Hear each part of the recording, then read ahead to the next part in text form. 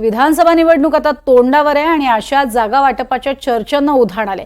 कोणता पक्ष किती जागांवरती निवडणूक लढणार याची राजकीय वर्तुळात चांगली चर्चा आहे आणि अशात उपमुख्यमंत्री अजित पवारांनी राष्ट्रवादी किती जागांवर लढणार याचा आकडा सांगितलाय।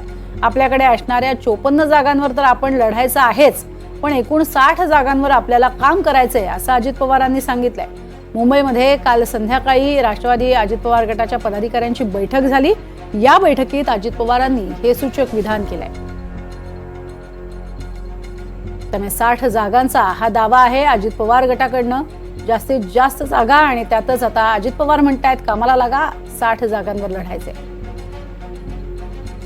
अधिक माहिती या संदर्भात घेणार आहोत। जुई जाधव आमची प्रतिनिधी आपल्या सोबत आहे। जुई, जादानी खरं तर कामाला लागा अशा सूचना केल्या सगळ्या पक्षातल्या कार्यकर्त्यांना, काय अधिक माहिती?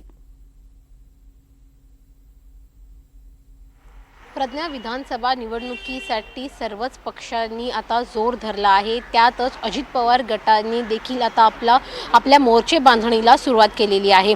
काल अजित पवार गटाच्या पदाधिकाऱ्यांचा मेळावा झाला आणि या मेळाव्यामध्ये अजित पवार यांनी एक सूचक वक्तव्य केलं आहे। ते वक्तव्य म्हणजे की आपल्या ज्या 54 जागा आहेत त्या 54 जागांवर तर आपण निवडणूक लढवणार आहोतच, मात्र त्या व्यतिरिक्त 60 जागांवर आपण निवडणुका लढवणार आहोत, म्हणजे 60 जागांवर आपण आपला दावा करणार आहोत।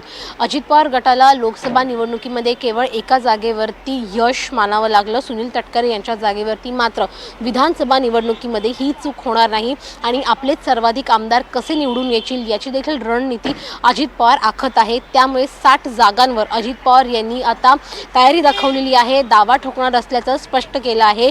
जेव्हा महायुतीकडून बैठक घेतली जाईल विधानसभा जागा वाटपासाठी, त्यावेळी अजित पवार त्यांच्या या जागांवर दावा करतील आणि 60 जागांवर निवडणूक लढवण्याच्या या त्यांच्या विधानावर अजित पवार ठाम आहेत। आणि तसंच त्यांनी काल मार्गदर्शन पदाधिकाऱ्यांना कालच्या मेळाव्यादरम्यान देखील केलं आहे। प्रज्ञा, नक्कीच, खूप धन्यवाद या संपूर्ण सविस्तर माहितीसाठी जुई।